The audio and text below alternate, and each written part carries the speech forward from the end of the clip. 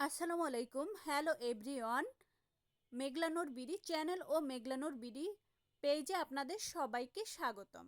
আজকেও কিন্তু আপনাদের মাঝে মজাদার একটি শাকের রেসিপি নিয়ে হাজির হলাম।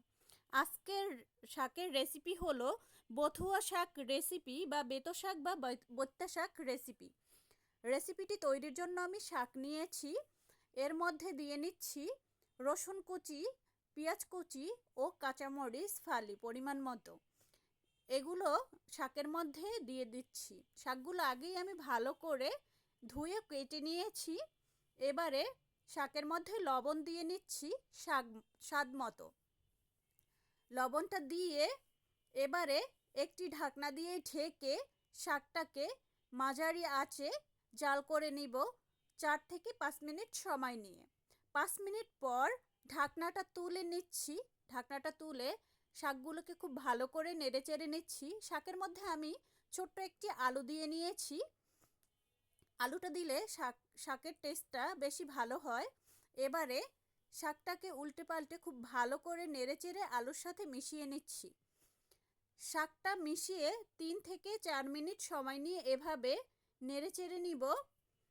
এখন শাকটাকে একই আঁচে আমি পুরো রান্নাটা করে নিব। এজন্য প্রথমেই শাকটা আমি সামান্য ভাপ দিয়ে নিচ্ছি, যাতে শাকের কালারটা চেঞ্জ না হয়, শাকটা সবুজ হয়। আপনারা শাক রান্নার ক্ষেত্রে একই তাপে রাখবেন।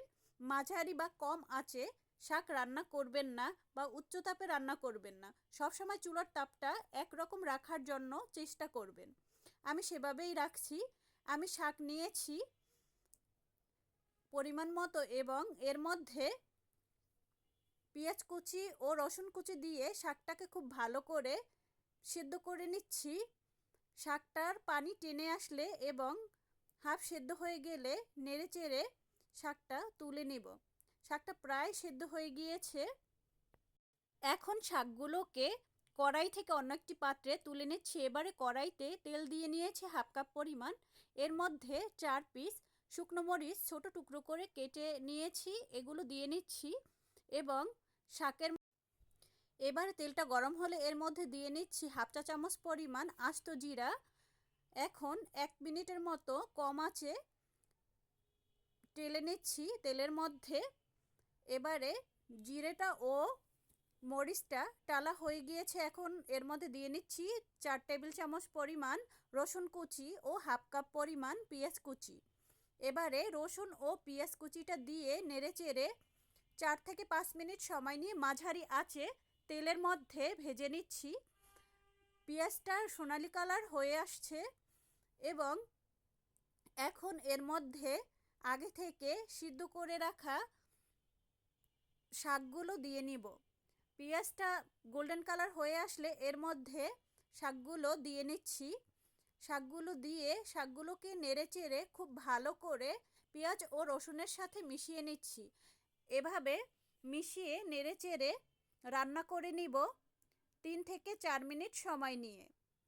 3-4 মিনিট পরে রান্নাটা হয়ে গিয়েছে প্রায় এবং শাকের কালারটা একদম সবুজ আসছে। মাশাআল্লাহ, শাকটা অনেক সুন্দর হয়েছে। আপনারা কে কে এই বত্যা শাক বা বতুয়া শাক বা বোতে শাক পছন্দ করেন অবশ্যই কমেন্ট করে জানাবেন। আর কে কে রান্না করে খেয়েছেন অবশ্যই কমেন্ট করে জানাতে ভুলবেন না। আমার তো এই শাকটি অনেক পছন্দ। আপনাদের কার কার পছন্দ অবশ্যই কমেন্ট করে জানাবেন। আর আপনারা কে কোথা থেকে দেখছেন অবশ্যই কমেন্ট করে জানাতে ভুলবেন না। আমার এই রেসিপিটি আপনারা ইউটিউব চ্যানেল থেকে দেখলে চ্যানেলটি অবশ্যই সাবস্ক্রাইব করবেন এবং ফেসবুক পেজ থেকে দেখলে পেজটি ফলো দিবেন। আল্লাহ হাফেজ।